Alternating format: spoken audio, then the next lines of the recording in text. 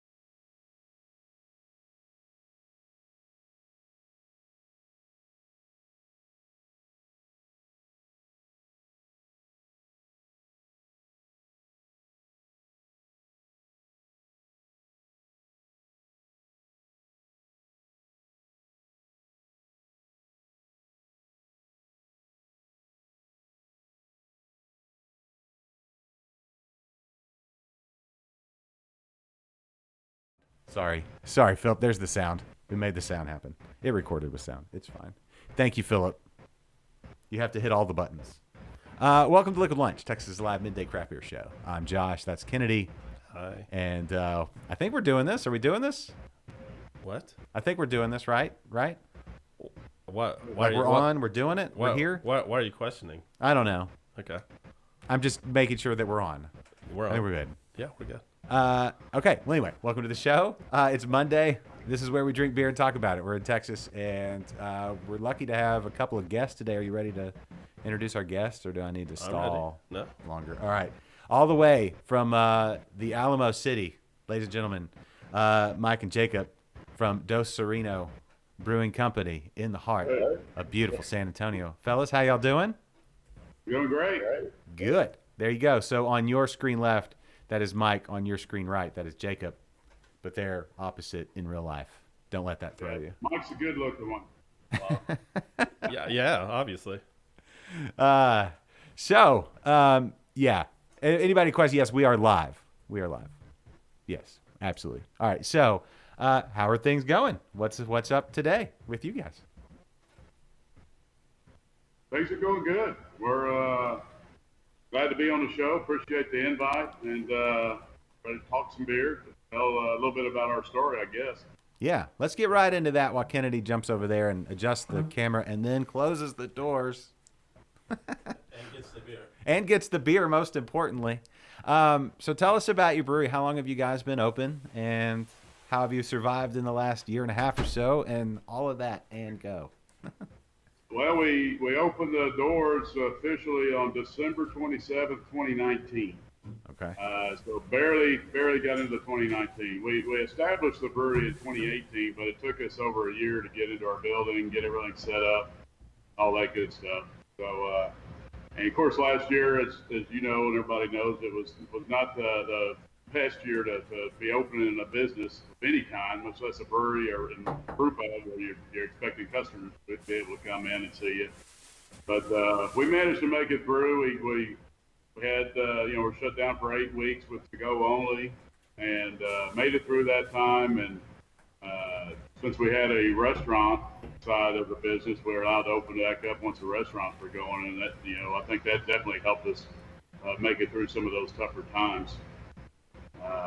But yeah, it's been good. Things are improving now as well. So we're into our second year. So December was the 1-year anniversary. Didn't really have a party because wasn't really opened up to party time yet. But right. Hopefully we'll have a big celebration at year number 2. Well, very cool. We do have a couple of your beers on the table. We're gonna get into that in just a second. We won't jump to that just yet. That's just a teaser. So the two of you, it's a unique relationship in the brewing world. Sometimes there's a lot of husbands and wives. Sometimes there's brothers. Sometimes there's friends from college. But it's few and far between to have father and son, and that's what we have here. So how is that working every day with each other? I'm sure it's awesome on some days, and I'm sure on other days it's other adjectives. I'm gonna let Jacob give his perspective on that. Go ahead, Jacob. Oh, it's great till he pulls out the I'm your dad. You need to listen to what I tell you card. But we're get along, and all the good days heavily outweigh. Good days outweigh the bad days. And typically there's no real bad days. There's just more moments every now and then. It's like, but I mean, that's just like anybody else you work with, I guess. But we know each other pretty well, so we know each other's good habits and bad habits, and kind of give each other jabs every now and then. But it works out pretty good. Well, that's cool. So how did the whole brewing thing start? Mike, did you teach Jacob? Were you already into brewing and then you brought him along, or did y'all both get into it together, or how did that start? I started home brewing 22 years ago, and so Jacob was 6 at the time, and just like to hang out with me. We were doing extracts at the time, so pouring extracts into my boil kettle, and he'd sit there and lick whatever was left in the containers and kind of hanging out, stir the pot a little bit for me. And just when we were doing transfers, I'd help him, help me clean bottles, doing things like that. And I don't know, I guess it just kind of stuck, because about 8 years ago, he for Father's Day bought some ingredients to make a batch of beer together, and we made a batch together. It was a 5-gallon batch of beer. Mm-hmm. That went pretty quick, because back when I first started, he was 6, wasn't drinking beer, but by that time he's legal age drinking, and was drinking it pretty quick. So we started making that, had a good time, and so we decided to make another batch, and then another batch, and like I said, he was drinking them fast, so we went from 5 gallons to 10 gallons, and at that point in time, we switched over to all grain and started taking our recipes and switching over to all grain recipes and just experiencing that much more fun and experimenting with everything, and just kind of got into it and took off from there. That's cool. That's cool. Jacob, what was that first? Do you remember like that first batch that you brewed? Do you remember style and anything like that? The very first, back when I was 6, I want to say it was a raspberry porter, but I'm not sure. I couldn't tell you 100%. What about that first legal batch you brewed? Oh, that one, I know it was a pumpkin porter. Okay. For the Father's Day brew. Yeah, the Father's Day brew was a pumpkin porter that we did. Okay, that's cool. Pumpkin porters are good. So I have a question.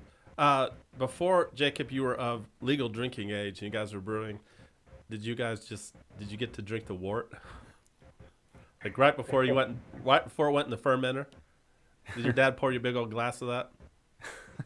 Definitely not a big old glass. He wasn't sharing that much. He did drink a little bit of that. It was the non-alcoholic part. Right. And if I don't know any better, I mean, I think he probably snuck a bottle or two out of the other batches once he got a little bit older. I don't think when he was 6, but probably in the 10-year-old range, he probably snuck a bottle or two out. Well, I'll say this: that's way different than the beers I would have had. My dad would have had around. There was no raspberry porters or pumpkin porters or anything that would have been like, oh, that might actually taste good. My dad didn't have good beer taste back then. It was like PBR. We were making a lot of different kinds of beers. That raspberry porter is one I used to call my dessert beer. So I'd make it in the cooler months. Not that it gets that cold around here, but in the cooler months, and definitely was a little higher, but had that nice taste. So it was kind of a dessert beer or after dinner beer that we would make, but definitely on the sweeter side. That's cool. Well, okay, so if somebody's going to come out to your brewery, let's say, I don't know, this weekend or sometime this week, have because the weather's finally cleared up, it's no longer raining, I think, at least for the next day or so. What can they get on tap? What do you guys have currently? What do you have available?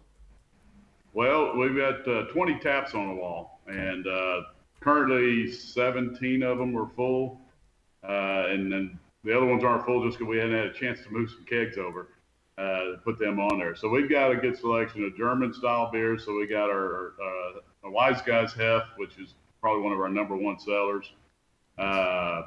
We've got a Did you name that after your son? We've got a Weizenbach on the German side. Then we got some Belgian-style beers. Triple. We just put on tap a golden strong ale, a Belgian golden strong. We got a Athena wit, which is a Belgian wit that we do. And then we got, an assortment of IPAs, a couple of other beers. I guess we got a Dreamsicle cream ale that we do on nitro. Okay. And we did our first pickle beer since everybody's into the pickle scene these days. We decided to do a pickle beer called To Dill or Not To Dill that we're doing as well. And did you or did you not? We did. We did. And it was funny with the way that beer came about. We did a April Fool's Day this year. My front of house manager sent me a text. Hey, you mind if I go ahead and do an April Fool's post, as a joke today? I'm like, oh yeah, absolutely. Go ahead and do that. And so she does a post about a pickle seltzer that we had on tap that we hand juiced 500 pickles. Anyway, this great picture of the glass with the pickle. It basically was pickle juice in it with pickle slice, kind of decorated it up and really looked good. And we had people, I think that was our most shared, most liked post that we've ever done on social media. And people were going crazy about it. And then they were getting mad because we didn't actually have the beer. So we started talking about it. So, well, if they want it that bad, maybe we'll go ahead and make one and see what happens. And so far, it's been pretty popular. Yeah, well, I don't know what people get excited. They get that pickle tickle in their soul, I guess. And then they go crazy for those pickle whatever. That's what we said. Hey, Aaron's on. Hey, Aaron, how are you doing? I think Aaron, are you still out in the San Antonio area? I think so. You're is it? How do I pronounce? Cirrus Dunkel? Karis. Karis. That's me, Aaron. Yeah, Aaron. Yeah, Aaron says it's the best with all the exclamation points. Yes. So thanks for watching, Aaron. I think we have a question. Do we? Yeah. Oh, what is it? It's an important question. Oh, Yes. it is. All right. Yeah. Check your watches, one and all. It's time for your favorite segment and mine here on Liquid Lunch. This is What you drinking? So it is a beer drinking show and a beer talking show, but we have to keep those whistles wet. What do you guys got? I saw you have the hef, right, Jacob? I do. I've got the Wise Guys Hefeweizen. Was that named after you? Did your dad name that after you? Yeah. Well, I came up with the name. We were entering it into a homebrew competition, and we actually needed to name it. So it was the first beer that actually got a name for us. Oh, very cool. Oh, I didn't realize Aaron worked for you guys. Yeah. Oh, He does. good, good. Aaron's one of those guys I follow on social media, and he's just just immersed in like the San Antonio beer scene. He's he's a staple. So good on you and good on him. I'm glad you guys are working together. Good, thanks, Aaron. You guys. And I'm drinking our Almathea Weizenbach. Okay. What's the ABV on the Weizenbach? 7.6. Okay, cool. I like a good Weizenbach. Just an easy drinking lunch beer. Yeah, exactly. Well, speaking of, we'll get into the, like, if you needed to eat lunch, well, you don't have to go anywhere when you're there, but what do we got? You brought. Let me show you. Okay. I managed to find a couple of these. Spiced Winter Ale. There you Oh, go. spice. Oh, I told you it was a wit beer. I can't read. That says winter, not. It says okay. How many of beers Spice. had you had when you read the label? Who knows? Because I could see wit coming from a winter after like a couple of those. It kind of looks like, yeah, if you just glance at it, you could see where I get wit beer out of there. Yeah. No. All right. Mm-hmm. And The. Helios Kolsch. Helios Coast, the one you can barely keep on the shelves. That's correct. Well, considered us blessed. Well, we should probably start Kolsch, right? Sure. I guess. That seems like. We'll go Kolsch. Yeah, definitely. Yeah, that seems appropriate. Let's do that. I like Kolsch's. I've gotten to where I think, I don't know, like I love Pilsners, but at sometimes Kolsch's are even like a better hot weather beer than even like Pilsner. Oh, that one's usually pretty good on the hot weather. And we add, so it's a traditional German Kolsch, but we add a little, some lemon drop hops in there just to give a little bit of a citrus flavor to it. Oh, cool. Very cool. Lemon drop. Is that an American hop? Is that, I don't, Yeah. okay. Do you know, can you go full nerd on that hop? Do you know like its lineage? Where did it come? Because it seems like a newer hop, right? Yeah, I've never heard that one. It's been around for a little while. I couldn't tell you the full lineage of it or anything, but it definitely gives you a little more citrus than some of the other ones, and definitely lemon side of the citrus. Mm-hmm. That's cool. You could have just like gone on and said whatever, and we would have believed you. So. Yeah. Actually, talking about hops and going full nerd on it. In our beer garden area, we actually grow hops out there that we've used in one of our beers. Last year we did on a couple different batches, and this year we're hoping to have a little better harvest and do it again as well. Okay. What varieties are working well in your area? Well, what we're growing is Cascade. Okay. Seem to be a little more heat tolerant than some of the others. Yeah. They're actually growing pretty well. It's the second year, and last year we didn't get the rhizomes planted until mid-April. So, but we managed to get enough to do 3 batches of beer off of them last year. Cool. We're not cutting the whole plant down. We just go out and pull each hop cone off individually. Okay. You have to keep them. You keep them out of direct sunlight. It's kind of tough to do, but where we're situated at, we're kind of got an apartment complex on one side, so it blocks a little bit, but they get a little direct sunlight for a couple hours, and then we've got some canopies up that kind of block the shade too. Okay. We just have to water them. I water them 3 times a day. Wow. Okay. Yeah, they grow fast too, don't they? They do. Yeah, I grew some in my backyard, and I'm like, oh, these will look nice on the 6-foot fence. That'll be nice. And then it was like, oh, I'm gonna need a bigger fence because they grew fast. We've got these that are growing up to about 10 foot tall, and then we've ran some cables and rope horizontally, so they come up and they turn and actually creating shade over the top of some of our tables as well. Oh, that's cool. It's kind of neat to get hops hanging down. Yeah, that adds to it when you're kind of surrounded by all that. Our team of nerds, Philip, in our watching right now, he looked up the lemon drop is from the Cascade strain. So there you go. Okay. Oh, Yeah. thanks, Philip. But that from the Cascade strain could be a lot of different hops. I think that's one of the originals from the American side that a lot of things have came from. Yeah, he's like Cascade was like the Genghis Khan of hops. It went around and made a lot of baby hops. 10% of all hops. Yeah, when come from when Cascade. Cascade went across the country and just pillaged the countryside and just started sticking his rhizome everywhere. I don't know, That's it. Things got weird. Actually, the hops that grow the actual cones are female, so it'd be right. The male, I don't think the male side grow anything. If I remember my hop nerdery.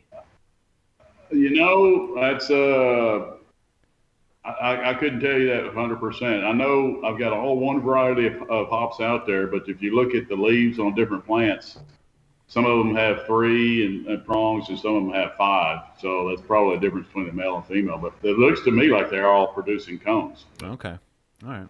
Maybe it's I don't know. It is 2021. Who knows what's going on now? I don't. Yeah, and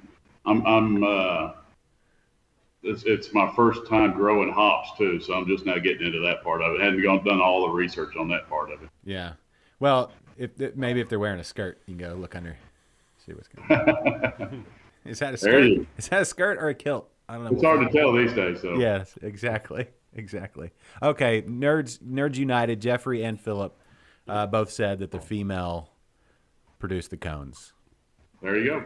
So when you say check out, you got Coneonies on. Anyway, never mind. I don't know where I was going with that. You tried. I tried. It didn't work. But anyway, well, that's cool. Now, Cascade. Those are the ones that grew when I grew them in my backyard. Those were the ones I think that did the best. I tried some of the other C hops, but Citra maybe. Centennial, Citra. Yeah, Chinook maybe.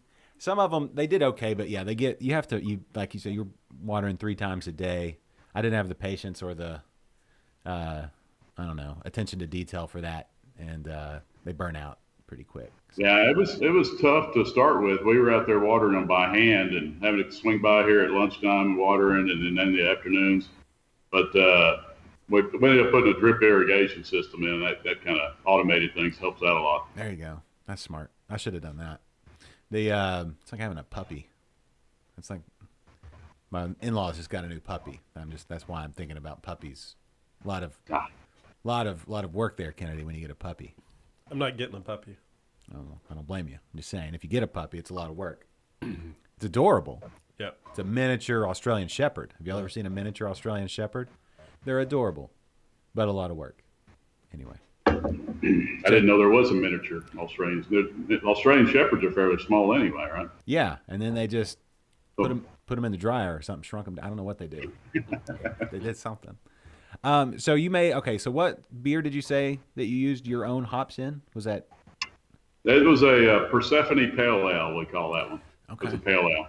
Now, when you use your own hops, that's going to be a smaller batch, I assume, We made we've got a 5-barrel system here, and we actually did a 5-barrel batches. But just to make it clear, we used pellet hops on the actual bittering hops. Okay. So the cones went in at the last edition, the last hop edition we did. Okay. Were you able to get them analyzed to check out any of the alpha and beta? No, and that's the reason we did them on the last edition, just because I didn't know what the alpha values were on it. So working more just on the aroma and a little bit of flavor side of it versus the bitterness. Although I can tell you, just pulling them off and chewing on one of them, they were pretty bitter. So yeah, I'm guessing they were probably in the 5 to 6 range. Okay, that's cool. Just a guess. Yeah. No, I love the effort that goes into, to do that, and just kind of the whole thought, when you're sitting out back and they're growing around you and then they're in the beer and, all of that. That makes yeah. it more like you're in more in touch with the beer that you're having. So that's cool. Yeah, you almost had to put somebody just guard them when we had customers out there, though. Everybody wants to go pick one, smell them. I had one guy that would come by, and every time he was here, he'd have 2 or 3 of them floating in his glass of water, so he's drinking his hop water. But it's like, well, as long as you're drinking beer, you can do that, but you can't just come in here and drink hop water. Yeah. Put one between your cheek and gum, walk out. Yeah. No good. No bueno. This Kolsch is good. Very good, actually. Thank you. You like it? Thank you. Yeah, we like it. And like I said, it goes pretty fast. We'll do a batch and put it on tap, and usually within a couple of weeks it's gone. And it takes us about 6 weeks to make it, so it's hard to keep it on all the time. Yeah. So you said you have a 5-barrel brew house? Yep. Yes. Is all of the beer that you produce in-house, or are you in accounts outside? Everything's in-house right now. Okay. We're working on, we've got to change one little thing on our license so we can self-distribute. Okay. And so trying to get an answer on exactly how to get that done. TABC. Depends on who you talk to. You get different answers all the time, and you get passed from one person to the next person. And anyway, so hopefully we get that clarified fairly soon. And we're not looking to get out on a big, big wide area of distribution or anything, but maybe try to put a few taps on a couple of restaurants, some other, growler stations, things like that. Yeah. Well, speaking of restaurants, I mean, you have a unique situation. You have a full restaurant inside, full menu. Tell us a little bit about the food. What is your, like, if somebody was coming in, like, let's say there's a guy, let's say there's 2 dudes that do a live streaming show in the Houston area, and they're coming into San Antonio, for an afternoon on a Saturday. Like, what should we try first? What would be the meal we should try first? I would say probably the Dos Sirenos spicy burger. Okay. That's always been my go-to. What beer would you pair with that? So our burgers are, we use Akushi beef on all our burgers. They're half-pound patties, so it's a pretty hearty burger. Mm-hmm. So yeah, all the burgers are good. We got that one. It's a spicy. If you don't like spicy, we've got just a regular pub burger, we call it. And then there's a barbecue bacon cheddar burger that's good. But we also do a chicken sandwich that you can get fried or grilled. We do a couple of pasta dishes that are really good. Chicken parmesan and Alfredo. Our wings are great. There's a lot of people that come in here just for our wings. Our cooks made a sauce out of one of our IPAs that's real popular. It's a Hera sauce that's kind of got a little sweet but spicy bite to it. But all of those things are excellent. That's cool. What with the spicy burger? Aaron's over here on the chat screaming spicy burger. Yeah. What beer would you pair with the spicy burger? Ooh. That we have on tap right now. I would say our Pilsner or the Kolsch or Lager would probably be the best ones to go with that. But unless you're a big IPA fan, and then I would go with Zeus Juice. Zeus Juice. Yep. I like that name. That's fun to say. Zeus Juice. Kenny, can you say that 5 times in a row? Not successfully. Okay. Do you really want to hear me try? I say you try when we go. If we get to go to San Antonio, Yes. we'll go by, and then you try it, and then you have 3 Zeus juices, and then you have to try again. Oh. And a I can spicy say burger. Zeus juice after every time I drink one. How Yeah. about that? Yeah. All right. That's the new test. Can you have another beer? Say Zeus juice 3 times, and if you make it through. That's going to be our new test for customers, I guess. So, no, you're cut off. You've had too much. You can't say Zeus Juice. That's cool. Yeah, the menu looks like you also have a brunch menu, right? Oh yeah, we do. So we do brunch on Saturday and Sunday from 11 to 2, and got lots of great stuff there. So if you want the traditional breakfast, you go with a brewer's breakfast. But we got shrimp and grits. Yeah. We've got hangover hash, which is one of my favorites. Ooh, you had me chicken at and shrimp and waffles, grits. French toast. Yeah. What's that? Said you had me at shrimp and grits.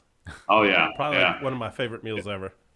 And we had it for a while. We had it when we first opened. It was shrimp and barley, which so we were trying to bring in and tie it into the beer. And we were doing it with barley, but a lot of people were kind of like, well, what is that? And what, you eat barley? I was like, yeah, you can do stuff with it besides put it in beer. But we switched over a few months ago when we did our transition into spring. Switched over to shrimp and grits. That's cool.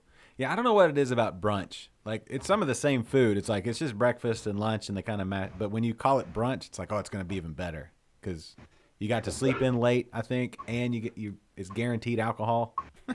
So it's like Exactly. Yeah. it's like Well, I guess you feel like you can get in there and start drinking earlier if you're doing brunch. If you otherwise you got to wait till lunch to drink, right? yeah, it's that 10 o'clock, 10:30. Okay, it's okay. This is brunch. Everybody said it's okay. Everybody's on the same level. It's good to go.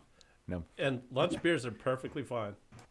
Yeah. No brunch. Yeah, absolutely. Yeah, and we do now. We got the pickle beer. Well, we were doing micheladas before too for brunch, but the pickle beer goes great in a michelada Oh yeah. if you like those. Yeah. Aaron said the same thing over here in the chat. Yeah, that would be good. I like micheladas too. That'd be good. Jeffrey says once he started working at home, he's been having brunch every day. So, what do you pair with that, Jeffrey? Is that, and how's the work on the second half of the day go? But anyway, so we were talking about, you've got some, one of the best parts about the COVID The stuff. sound just cut out on us. Yeah, you have like the AC kick on or something? Yeah, we did. All right, it mellowed out a bit. I think we're good. If you can hear us. And I guess if you said, yeah, it did, then you can. But one of the cool things about the pandemic and all the COVID stuff finally subsiding mostly and quite a bit is beer festivals are coming back.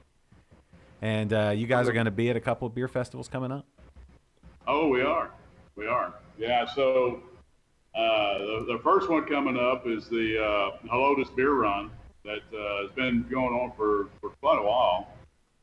It's the charity beer run, but oh, there it is right there. Yeah. But yeah, we're gonna be out there. Last year it turned into a virtual run, which is just kind of tough to do. But we're looking forward to being out there for that one. It ought to be a good time. There's usually a good turnout on that. Lots of different breweries out there, so we'll definitely be there. You got us a new jockey box ready to go, so. Cool.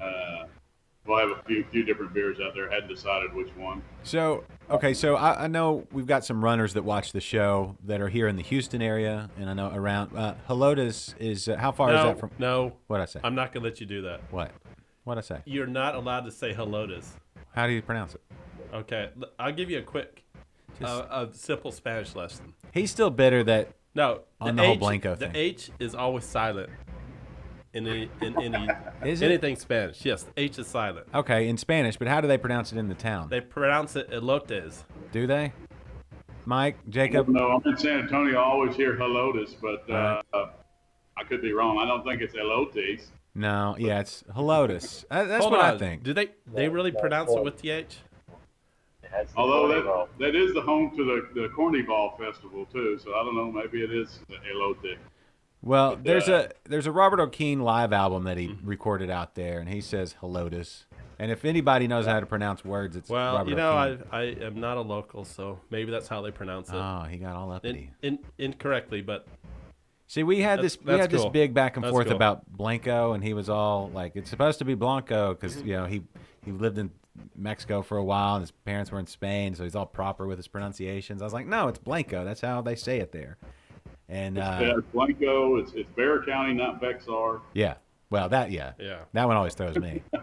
But all right. Aaron says it's pronounced, and he said it Helotes. phonetically.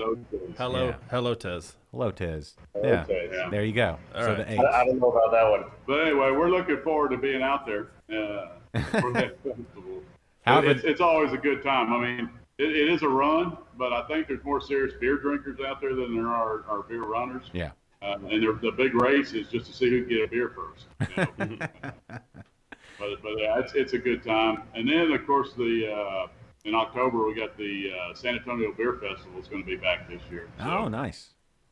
This will be our first time attending that on the vendor side or on the brewery side.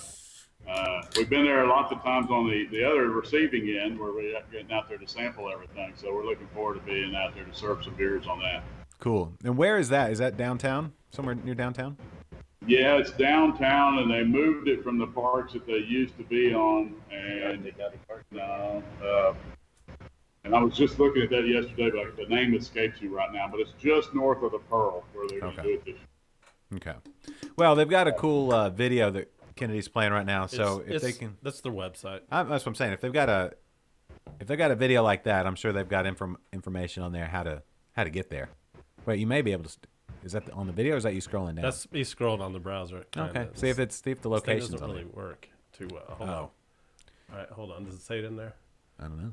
It's October 16th. Okay. Oh, that's like a week before I get married. There you go. Maybe that's where we do your bachelor party at the San Antonio. Oh, Beer here we Festival. go. Here we go. Location. Here we go. Boom. There's a map. Hold on. Scroll. Come on. Scroll up. This thing doesn't scroll well. All right. Well, I'm trying. Well, the map's on there. People can go look. So, right? Look, Almost. does it have an address? There we go. There we go. There we go. There it is. There One you of go. those dots. Yeah. Crockett Park, Crockett Park. 1300 North Main Avenue. Okay. That's cool. Well, there you go. Speaking of San Antonio, how would you describe the craft beer scene in San Antonio? It is. It's definitely growing. I mean, when we first started talking about opening it up as a brewery, then I think there were 11 breweries in town and surrounding areas. And I don't know, last count, I think we've got 18, I think, in San Antonio, and there's probably at least that more surrounding areas, and then more. So it's definitely growing and improving, and lots of different places to go and try. So I mean, it's something we're glad to be part of. It's fun. Yeah. And we're actually starting the Craft Brewers Guild Brewers meetings again. So tonight's our first meeting that we've had in over a year. That's cool. To be able to get all the breweries together and kind of get together, have a beer, talk about our industry and where things are going. Which one of the things we're talking about tonight is our we're going to do a San Antonio beer run, or we did one last year. We're going to try to continue that this year. We're going to discuss that, and that's going to be in September as well. But that's multiple breweries working on that. Where I guess there's a run, stopping by and picking up some beers, that kind of stuff, just to kind of promote craft brewing. That's cool. Very cool. Yeah, it does my heart good to hear that, like the Brewers Guild meetings are coming back and the festivals are coming back, because as much as I love beer and just like, having one like by myself and kind of analyzing it and being all like, nerding out and like pairing it with food by myself or just at home, it's best enjoyed with friends and with a bunch of friends, so. Oh, absolutely. It's, 4,000 of your closest friends. How often do you get to do that? Yeah. Yeah, and drinking outside with friends in the sun's even better, So I'm glad that festivals are coming. So it was October 16th for the San Antonio Beer Festival. San Antonio Beer Festival, yep. And then at Crockett Park. And in Crockett Park on Main Street, San Antonio, USA, Texas, USA. Yep. And then the Hello Tez. Yeah, go ahead. Beer run. Go ahead. Do you know that do we know the date on that one? Hold on. I know a guy. You know a guy? I thought I had it right here. And also we'll get to. Okay, you got the date right. September 16th. Oh, that's 2 days before my birthday. I can't read that. Okay, close enough. Yeah, it's up there. It's right under the Hello Tez. Is that a Friday? I think my birthday's on a Sunday this year, so maybe it's it's on a Saturday. I know that. All right, I think that's the 17th. Kennedy needs his readers. He doesn't have his readers on. It's on the 18th. Okay, maybe my birthday. Whatever that day, the 18th is my birthday, so that's a Saturday. There we go. Philip says the 18th. Boom. That's my birthday. Thanks, Philip. Cool. I couldn't read that. There we go. Thanks, Carrie. Very cool. All right. So, and then also, one of the things you mentioned as we were going back and forth before the show, you're going to release your 100th batch.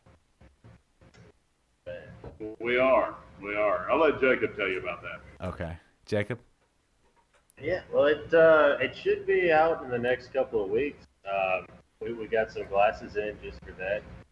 We're going to be the first, 100 beers sold. You're going to get a glass with that. I don't know how much you want to tell about the style, everything about it. So, the Grand Cru, Oh. the Belgian style. Okay. Oh wow.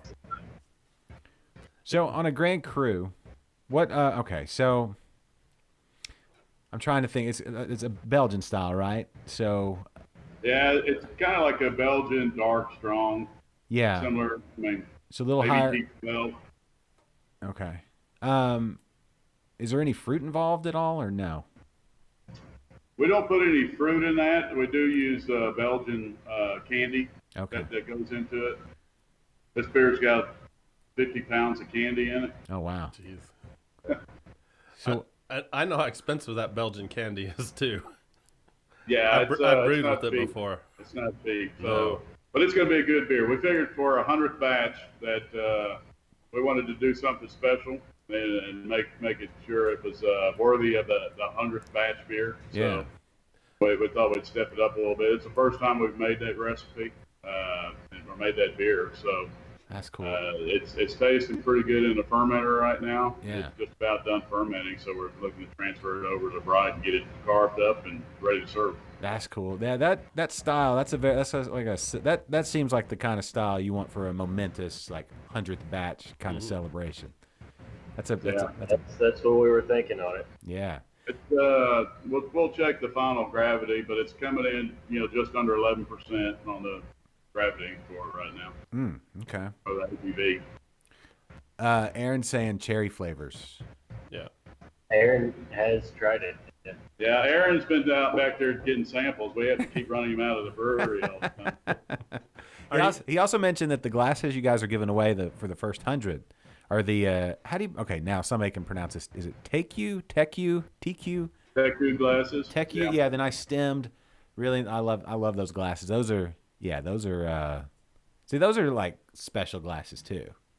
Yeah, we wanted to make it where it was something special. And it's got, most of our glasses have the just plain white logo on them, but this one we got a full color logo that's going to be on there. So it ought to be, it'll be something special. Okay. Well, that's fun. That's one of those. Needs to follow us, social media, Instagram, Facebook, all that stuff. We'll be posting about the release on that. Yeah, that's a road trip worthy beer right there. So, I have a question since you mentioned your logo. Were you guys the inspiration of your logo? Like, were you guys hanging out at the river one day and you looked at yourself and you said, "Yeah, that's what's going on here." Every time we go to the beach, our tails come out, so it's kind of like we might as well just put ourselves on the logo, right? But I don't know. It's one of those things. Which came first, the logo or us? But we definitely Sireno is Italian and means merman. So that kind of is where that was inspired from. After one of those late nights, after several beers or several dozen beers or whatever it was, but that's where it came about anyway. that's cool. Hold on. Let me see if it'll focus. Oh, you're trying to get the logo on. So the prize goes to the one who can tell which one's Jacob, which one's me, right? Well, they both have beautiful beards. There you go. Well, you should hook up with Marin at Star Sailor. She has a mermaid theme going on over there, and they're ladies. Yeah, here in Houston, she's even got a big. We could have some mer babies. Yeah. That's how you just make things grow. That's what. Just get all the mer people. That's it, mer people together. Yeah, just in case they don't want to be identified with one gender. Did you ever see there was a Family Guy episode? I think it was Family Guy where he was like the opposite. Murray was the fish head and just had dude legs. Oh, yeah. Because what was the wife's name on Family Guy? Not Peter, and then the wife is, I can't remember her name. Anyway, she had this whole fantasy, and smash cut to that. Like, yeah, this is just the kind of merman I am. I'm the opposite kind. He's just a fish guy. Anyway, she was real disappointed. That's interesting. Yeah. I don't know if those are running around out there, but anyway. We switched beers. We graduated We did. to the second beer, Yes. and we're drinking the Winter Not Wit. All right. So, admittedly, we Jules went and visited your brewery on a work trip to San Antonio. That's how all this got started. Mm-hmm. And she brought this back, and I've been sitting on the Spice Winter for probably since December. Literally sitting on it. It's probably before December, yeah. Okay, but man, it's held up. It's held up well. It says spiced winter, right? So you definitely get, It is a spiced winter round. which is very appropriate for the middle of July. This is, I mean, it's not appropriate. I mean, it's exactly far enough away where you can do it. It's like Christmas music for like a weekend in July is okay. Haven't you heard of Christmas in July? That's what I'm saying. It's, Yeah. Yeah, there you go. Christmas in July. it's far enough away to where it's like it's like we didn't just do that, and it's not about to happen again. So we can indulge just a little bit. So this is actually kind of nice right now. My AC's cranked down pretty good. Mm-hmm. And actually, that beer, the more it ages, the spices tend to blend a little better and mellows out. Now, I have never had it when it was 7 months old, but hopefully they're not too bad for you. No, it's nice. It's Good. what spices are in it? What's the base style? It's like a winter warmer kind of. Yeah, winter warmer. It's got a little clove and nutmeg, Yeah. a little bit of cinnamon in there. And what's the ABV on this? Did I say 8? It does say 8. Okay, I thought so. Yeah, on spiced beers, a lot of times I like it when it mellows out a little bit. The spices, the aroma will take a hit, but on the flavor side, sometimes for me, I like it when it's aged a little bit. And this is really nice. It's very drinkable. Yeah. I want it to warm up a little more, just to get a little more. You nuance. mean would you like it a little warmer? Yeah, I'm gonna hold it. I'm gonna cup it. I'm gonna do some cuppage here, Okay. and then just let it warm up a little bit. Yeah, when they warm up, usually that's when the flavors actually come out a little bit, Yeah, especially on the darker beers. yeah, it's nice. It's nice. Are y'all gonna do this one again this winter? Yeah, probably so. I mean, it's a seasonal beer for sure. So typically, probably release it late October, November, after our Halloween beer that we do. Yeah. Oh, well, you know what? That's a perfect segue into this. So, Mike and Jacob, I was on Twitter just messing around, looking at beer stuff, seeing what people were posting, for, local beer stuff, and I came across an article that who on the Food Network. I think she's called the Pioneer Woman. You ever heard of her? She Yeah. has, like a cooking show. Yeah. It was literally her people, whoever her people are. They're on top of their game, I guess, but a little too much. They put out like the 10 best pumpkin beers like this week. They just put out that article. I was like, it's too early. It's too early for that. July. We have that what they call seasonal creep. Everything kind of creeps earlier and earlier because they want to beat the market or whatever. And it's like I love really good pumpkin beers. I love the good ones. Like the good ones, the best ones are some of the best beers. But when they're thrown at me in July, I was like, that Pioneer Woman needs to check herself. But now it gives us the excuse to talk about your pumpkin beer and your Halloween beer and that sort of thing. So, because I don't know that we'll get to talk to you again, until maybe, we could talk to you again before then. But go ahead and hit us up. What's your Halloween beer since you brought it up? Well, so first off, we didn't do a pumpkin beer. Last year we did do a pumpkin spiced beer, but we had no pumpkin, so we just did some of this that we actually took our chocolate stout and that we are as a base, and then added some pumpkin spice seasoning too. We did a small batch of that. Yeah. But our main Halloween beer is our Witch's Brew that we do. Which is it's a Belgian wit, but we pick Texas persimmon and add Texas persimmon to it. That we originally thought we were going to make it turn black, but we get it to where it's a kind of a blackish green color, and the foam on it gives a nice little green color to it. So cool. We've done that this 2 years in a row now. We'll probably do it again this year. Okay. But it's pretty popular. persimmon. The plan was to call that one the Black Cat Wit, but so when we put the persimmon in, it went from the yellow for a wit to straight to black. And when we transferred it in, it was looking yellow again. And then during fermentation, it actually changed back to black and then back to yellow. And then when we transferred out, it looked almost greenish. So it went through a couple of transformations there. And when we poured it, the color is kind of hard to explain. It was almost a purplish with the green foam on it. Oh, that's cool. Yeah. So are persimmons, like, I guess, are they tart? Are they sweet? Are they kind of both? What's the flavor? Very sweet. When they're ripe, they're sweet. They're sweet. The Texas persimmon, so a lot of times people think persimmon, the little orange fruits. Texas persimmon are black and look about the size of a grape.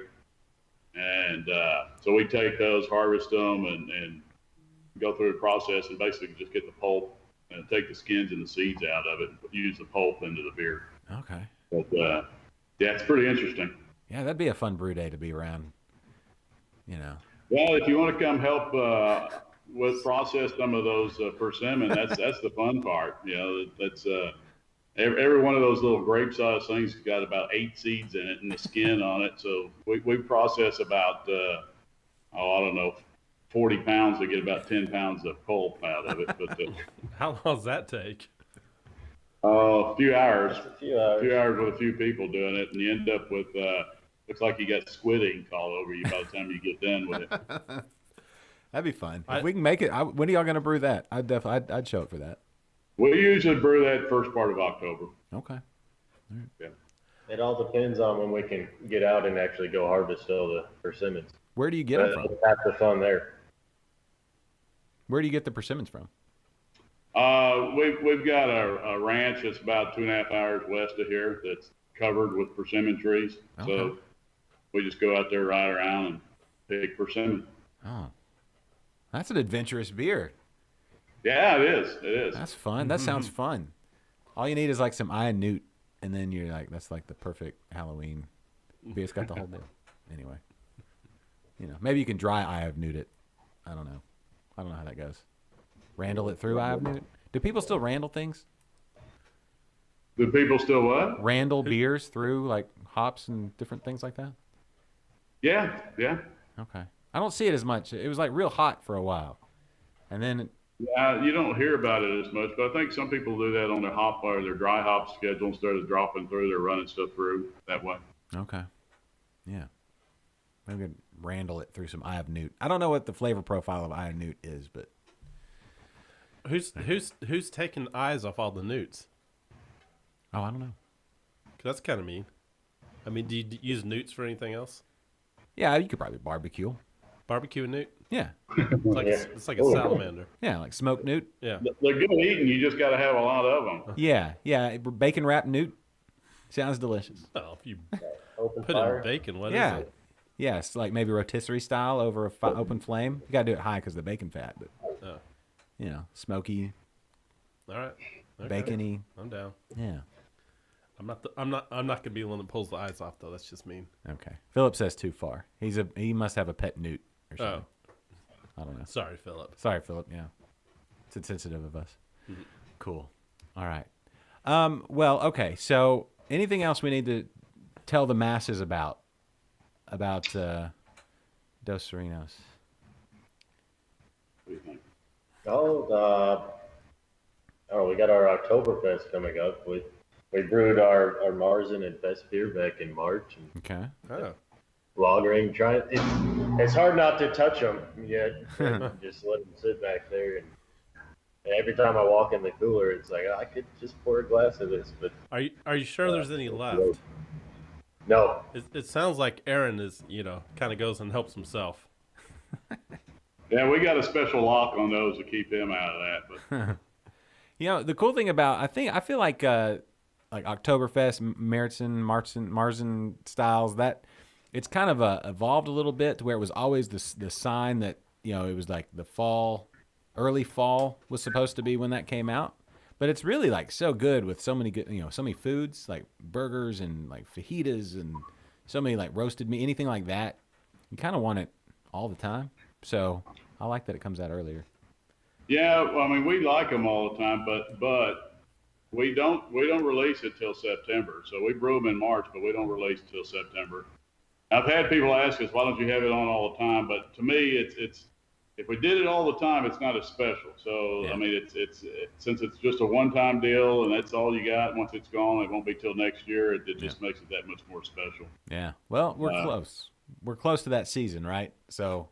Yeah, and we got lots of other beers to try too. Of course. Something else we do we didn't talk about on Fridays and Saturdays every week, weather permitting. We have live music here. Oh. Have lots of great music, trying to support the local music scene. So it's always a good opportunity to come out and listen to live music, sit outside, and have a few cold ones. Yes, absolutely. Do you guys offer any kind of any kind of specials to mere folk? To beer folk? Mere, like of a mermaid, a merman, cruise in or something. If somebody comes in and identifies themselves as one, I'm sure we could work up some kind of a special. Okay. You definitely need to be dressed the part, I would say. Yeah, that's maybe somebody has to cart you in. I don't know how that works. Do y'all have water access anywhere close? Yeah, do you guys have tanks? Well, the Riverwalk's not that far from us. But, would you jump in? You'd have to hit dry land for a little bit to get here.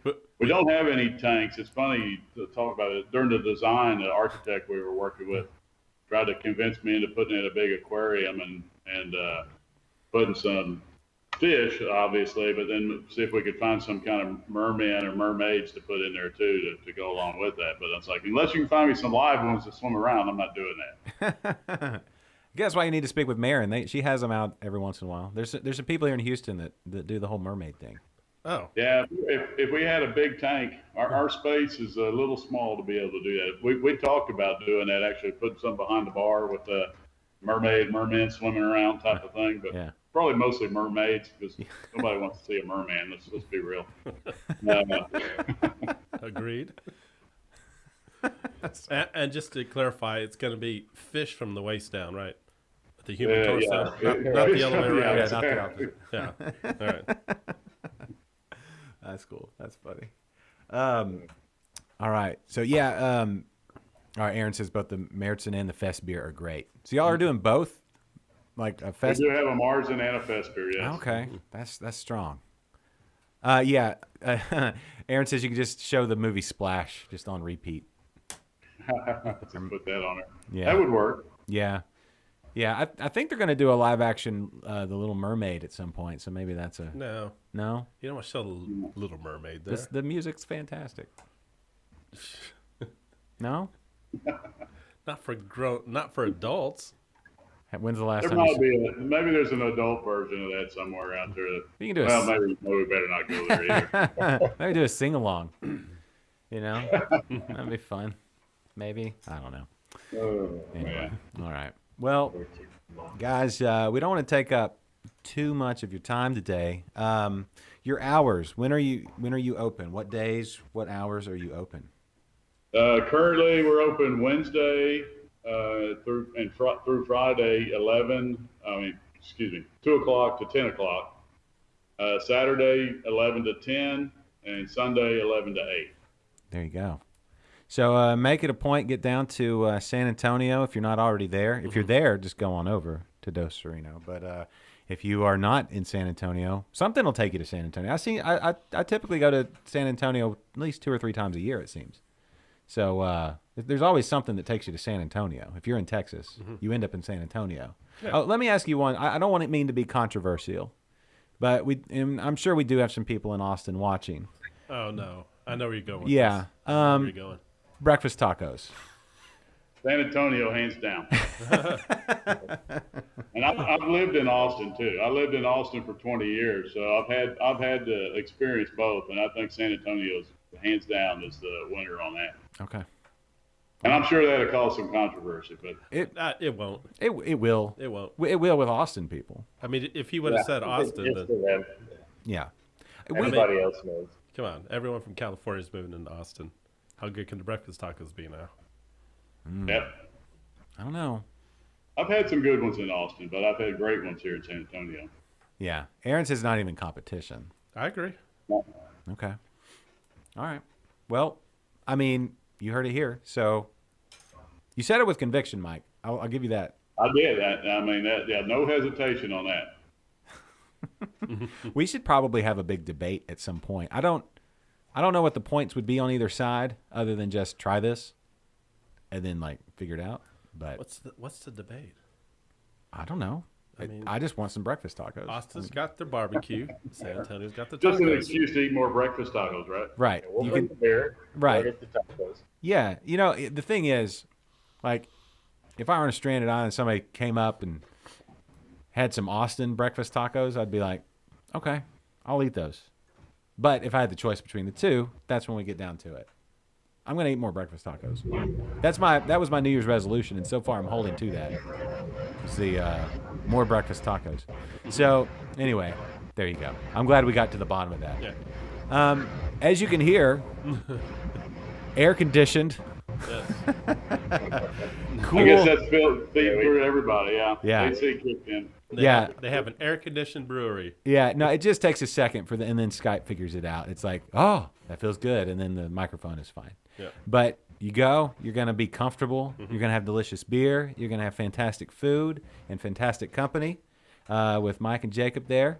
And Aaron, if he's there or if he's out working, depends on. Or in the back drinking all the beer. Or in back and drinking all the beer. Yeah, absolutely. Yeah, and you'll see my wife running around here, Carrie. She's the one that kind of keeps us all in line here. She's just not a big fan of being on camera and doing interviews. Well, she jumped on the chat a minute ago. That's okay. Neither am I. Yeah, just a minute. So, Carrie, thanks for doing that. Hi, Mom. So very cool. Well, guys, thank y'all so much for being on the show today. And I want to say delicious beers, the Kolsch and the spiced winter warmer, fantastic. So I want to get out there and try the Witch's Brew. Heck, I want to try them all. I'm going to be honest with you. So Good. Come on by. Okay. Well, we'll do that. What are you doing the rest of the day, Kennedy? Nothing. Take a road trip to San Antonio? Yeah, let's do it. Well, I don't know that we'll make it today. I'm not driving. Okay, that's true. Dang it. All right. We're here all year, so whenever. Okay. Well, we'll be there sooner rather than later. But thank you guys for. I appreciate it. All right, ladies and gentlemen, Dos Sireno, Thanks. San Antonio, Mike and Jacob Sireno. Thanks, guys. We'll talk to you soon. All right. Take care. Toodles. And try to end the call. That's where we do that part where we can still see him and then Mike's going to wrestle that fly. There's a fly that was been just antagonized. There we go. Oh, those damn flies. They're everywhere. Yeah. Yeah, flies have been, what's going on with that? I don't know. I think it seems like just this year. More so? More so. They are just everywhere. And we have this fly in our house, and we've had it for 2 weeks. Mm-hmm. And every time I sit down on the couch, it likes to buzz around my head. And it is fast. It'll land somewhere. I try to swat it. It always gets away. You know what you need? It just it's like its whole meaning in life is just to irritate us. You need one of those salt guns, the fly assault guns. You know what I'm talking about? They shoot little salt. Yeah. I mean, your whole house will be covered in salt. Yeah, but that's fine. I'm sure that'll go over real well. It'll be fine. It's little pellets. It's not like kosher salt. It's like table salt. I would rather have the kosher salt. Why? To kill scattered about?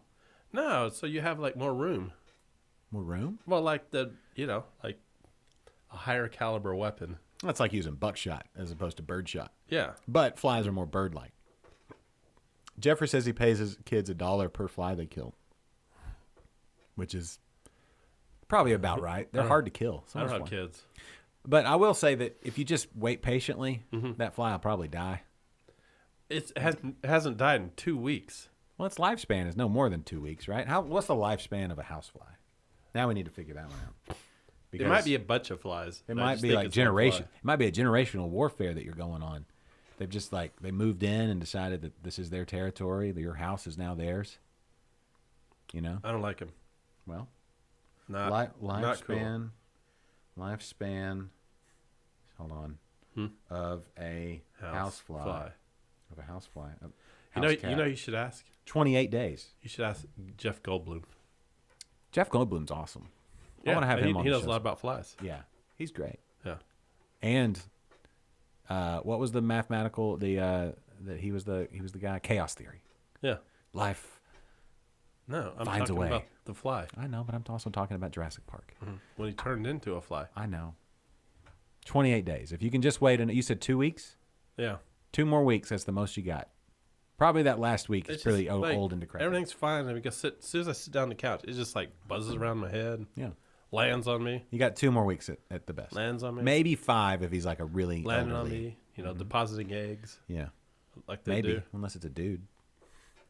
They That's gotta have true. another fly to do eggs. I guess you can lay eggs like Yeah. a chicken. Yeah. They're just not fertilized. I don't know how that works. I'm not up on flies. You What did you do this fly weekend? better be up. No, my fly. I think it's up. But I'm sitting, so it's fine. What'd you do this weekend? Did you have any beers this weekend? I was sick this weekend. No, it's I got sick. a good thing I weekended pretty hard then Yeah. for the both of us. Yeah. I went to the beach. No. I went to Crystal Beach. Today's the first day I've been out of my house for like 4 days. Oh, you're feeling better, I hope? Or I just feel coming over better. here and spreading your germs? No, I'm good. Okay. I'm real stuffy though. No, you don't sound it. You sound, I don't. No, I mean- I can feel it. Like I really need to blow my nose right now. oh, you sound a little bit now. Yeah. You're probably. I got to blow my Need nose you to leave. big time. No, No, we. I'm past it. Yeah, we went to the beach. Jeffrey says that Crystal Beach is the best. Crystal Beach is fun. I'm gonna really have to do like a point for point like that in Surfside. I would tend to agree with Jeffrey. Like any beach around here, I'd say Crystal Beach. You've been to Surfside, I've been to Surfside. and you several like Crystal times. Beach better? Yeah. Okay. Yeah. Okay, Crystal Beach. Well, let me say, Crystal Beach is definitely like the party beach. it is. Yeah. And we partied. Yeah. I'm Hard. sure you did. I'm sure you partied hard. We did. Yeah. Me and my wife and our friends and my girls and Yeah. their kids Partied hard. partied hard. Yeah. I will say this about Crystal Beach. You built sandcastles and No, but we did bury some people. yeah. Ooh, we buried people. Yeah. Huh. Jeffrey just says Surfside is farther. See, for me, Surfside and Crystal Beach is like 2 hours. Surfside's an hour and a half. So, but I do have the parking sticker now for Crystal Beach, and it's good through December. Well, going to Crystal Beach, you get to go across the ferry if you go that way. I didn't go that way. Yeah. Went the other way. Yeah. I was like super close to Beaumont at that point. Sort of. I mean, 30 minutes. That's super close. I think. What you go through Winnie Yeah. to get there. What You was take a right. Oh, there's a meadery in Winnie, Texas. Is there? Wait, or was that Anahuac? Either way. Do you know Can't the name remember. of it? No, Bruce was talking about this last time. Speaking of Bruce, latest episode of Interbrews will be up today or tomorrow at the latest. He was on it. We were at Really? the Firm Meadery in Conroe. Hold which- on. That was how my weekend started. I guess I missed part of this. Is he part of this firm? He is good friends with Okay. Mike and Kathy. So who own- he's not currently Mike and Kathy own the firm, right. the Firm Meadery, downtown Conroe, right across from the courthouse. Mm-hmm. Have you been to downtown Conroe lately? I don't think I've ever been to downtown Conroe. It's happening place like the square area. There's okay, so Foss Brewing is. I got to chat with those guys a little bit. They're building. They're in the oldest building in Conroe. Sorry, this is spoiler alert for this latest episode of Interbrews when it comes out. But Foss Brewing is going to be the oldest. Is in the oldest building in downtown Conroe, built in like 1911 or something like that. And then right down the corner is the Firm, and then there's some other bars and restaurants. Brick House Tavern. And of course, none of that's too far from like Copperhead and Southern Star, and even B-52 is across 45, but you're up there, right? So, Philip says he Conroe's checked not- out Excalibur over the weekend. Oh, what'd you think about Excalibur? Yeah, that's a fun spot. And did you? Oh, I forget what it's called, but they have the sourest beer I've ever had in my entire life there. Yeah, It's something berry. I like It's a those win. guys. They've been on Interbrews too. I like those guys. Yeah, they got good beers. They got great beers, but they're just cool dudes, and it's a kind of a cool spot. You just sit outside, hang out, and you're right there in Old Town Spring. Yeah. Yep. And you bring your sword. You got sword fights, I mean, if you want. jousting. Sure. Yeah. There's an area you can go out in the front, go jousting. You can't. In the front? Yeah, I was kidding. You No, can't. I You was can't gonna say really. the streets right there. You can't really joust there. No, not really. But whatever. Oh, Danielle had the sour beer I was talking about. Oh yeah. I forget the name of it. Oh, Yes, Philip. You do need to go back there again and let us know when you're there, because that's not too far from Kennedy's. Parking is a little well, you know, Yeah. the church across the street, if it's not a Sunday, That lets you park in the parking lot? the church is real cool about that. Really? Yeah. If you listen to Interbrews, you'd know that. Boom. Mic drop. Inner what? Yeah. What? Anyway. But yeah, no, downtown Conroe, back to Conroe, which is not that far from Old Town Spring, but yeah, downtown Conroe is a pretty cool spot. Walking around, all that kind of stuff. Yeah, they used to have a really good restaurant right next to Excalibur. I forgot what it's called, but I think it recently closed because who can afford rent in Old Town Spring? Oh, I don't know. I thought it was still there. It's closing or it closed. It's the one with the pig on it. Yeah. Yeah, you could just order food there. Fantastic. And then go to the brewery and drink and eat your food. Yeah. Interesting. I don't know. I don't know the status of said restaurant. But anyway, my weekend started with an Interbrews out at the firm, which that was fantastic. And then on Friday night, I hung out with some friends, and I shared some beers and meads. I took mead. Oh, and so back to how that's connected. Mike and Kathy own the firm, and then Bruce and Bridget Leslie, who, you know, Griffin, right? Yeah. They own a farm out in Pumpkin, Texas. That's a place? Yes, but theirs is called Pumpkin Vineyards, so they do wine and mead, which is Griffin spelled differently than the previous iteration of Griffin, and they have sheep, but all their sheep have been sold already, as far in like ahead of time. So they have no sheep. Well, they have sheep, but I'm saying you have to get in line to get a sheep. But all kinds of stuff. So yeah, there's Griffin mead. I actually have some Griffin mead in this house right now. You do? Blueberry, I still have a bottle of Griffin mead. not old school Griffin. I'm talking Yes, about I'm the talking about old school right. Griffin. I'm talking about the new Griffin. Oh. I'm not talking about the corkscrew. Oh, Corkscrew Barbecue. No, it's not. It's literally like right next door to the brewery. Corkscrew's still open. Yeah, corkscrew's still open. They're good. Corkscrew's not going anywhere. That place is fantastic. Yeah, that's great barbecue. Corkscrew or Tejas? You're kind of smack dab in the middle of those two. If you had to choose, like if somebody said, "Let's go get barbecue," which one are you gonna take them to? Damn, that's a close one. It is. Probably Tejas. Okay, because you can why Closer? slightly. Yeah, I mean it's. They do have a really good beer selection. How's Corkscrew's beer selection? I don't know. I've only gotten like stuff to go there. Yeah, 'Cause Tejas has excellent beer. Beer I didn't know. Not when I went. at Tejas. Yeah. You should go again because they have great beer. Well, the line was so long. They had a cooler out in front Oh, with like free Lone Stars. free? Free Lone Stars. Oh, that's cool. If you wanted to grab a Lone Star and drink it, Yeah, that's you like could water. do that. Yeah, I would have done that just to say. I think when I went, it was cold, and I didn't feel like holding the cold beer Yeah, that Now, day. they have. I mean, every time I go, they have good craft beer. Oh, Pretty they good go. craft beer selection. Weekends, they have like where they sell the burnt ends. Oof, that's hard to beat. Even the chocolate. Like, have you tried their chocolates and stuff like I that? have. It's a bit pricey, but man, it's good. Yeah. It is good. Yeah, I'm not a big sweets person either, but Oh, I am. it's good. It's good stuff. So, I mean, either way, neither one is a bad choice. I just don't know about Corkscrews. Anybody know about Corkscrews beer selection? They probably have some good beers there. I don't see how you can have that much appreciation for barbecue and not have good beer. You know?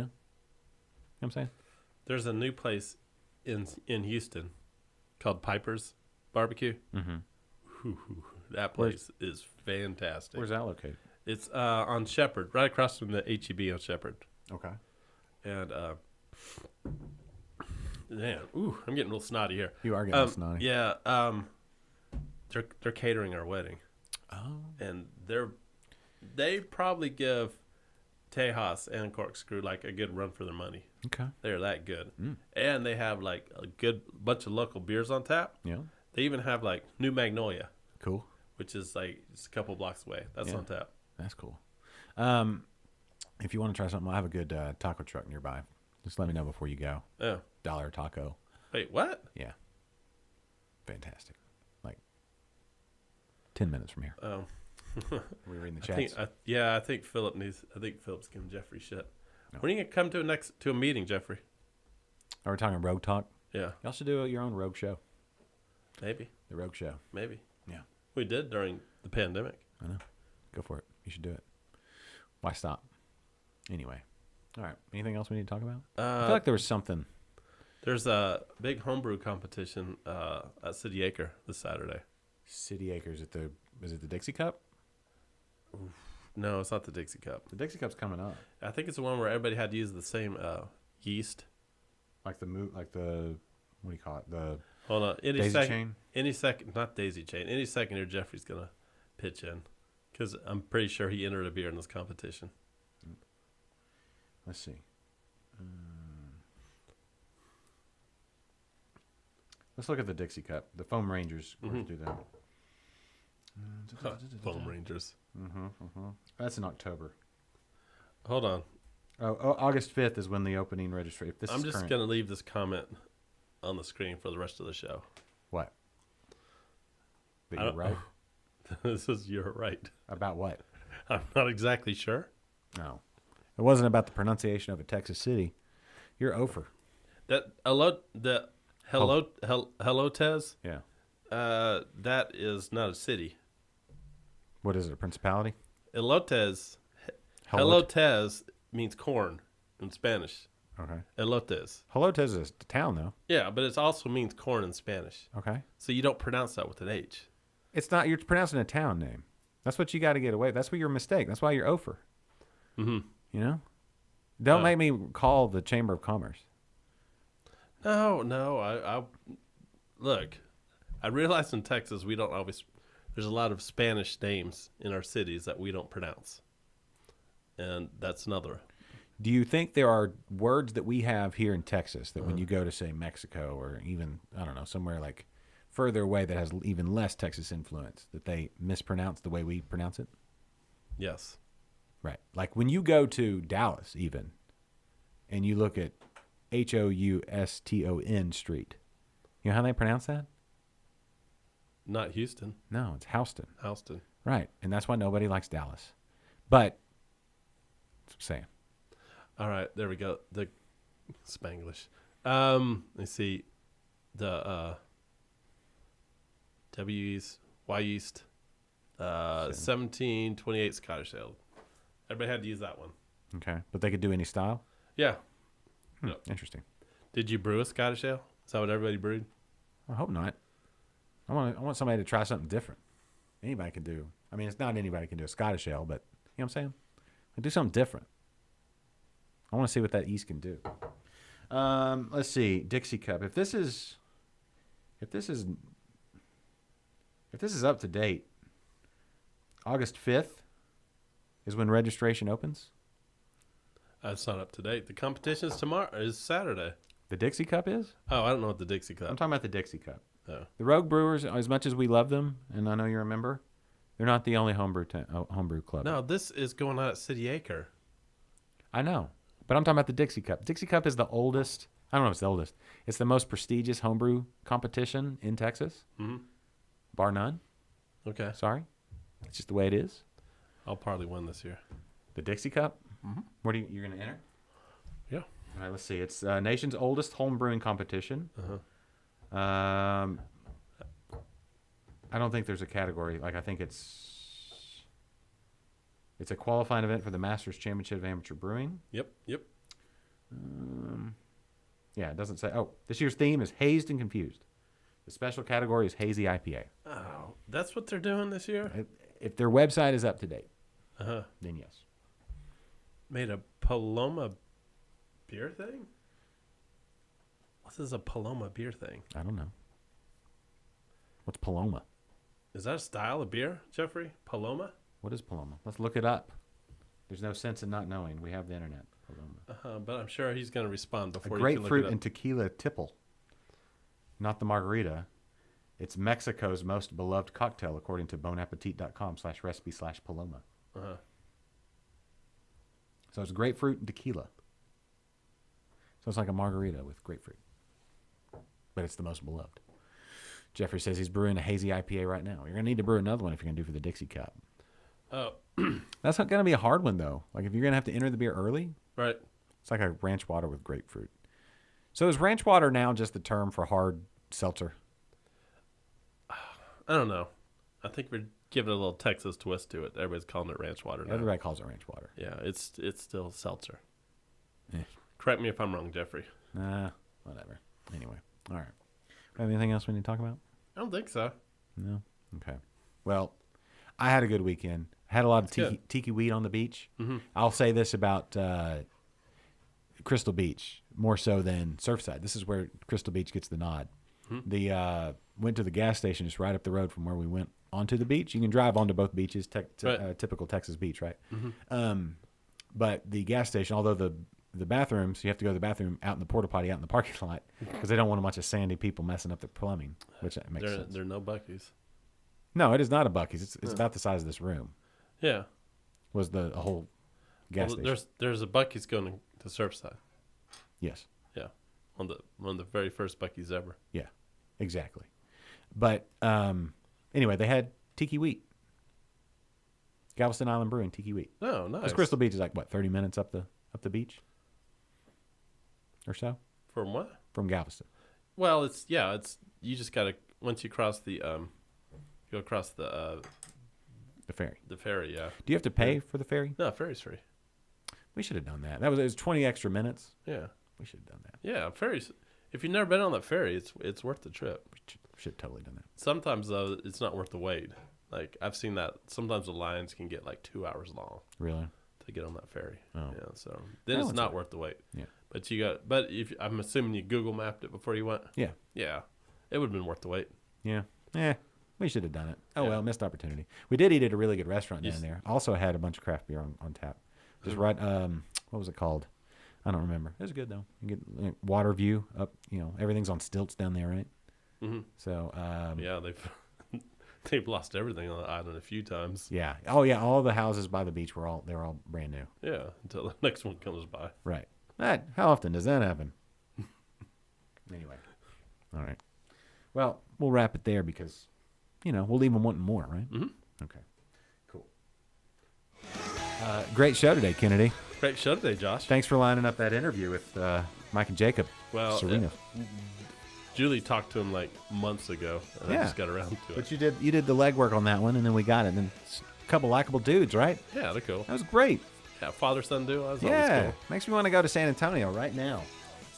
I mean, after I ate lunch. Anyway, thanks everybody for being a part of the show. We'll see you next week. And for Kennedy, I'm Josh, and for Mike and Jacob, toodles, everybody. The preceding has been a presentation of Stewed Productions.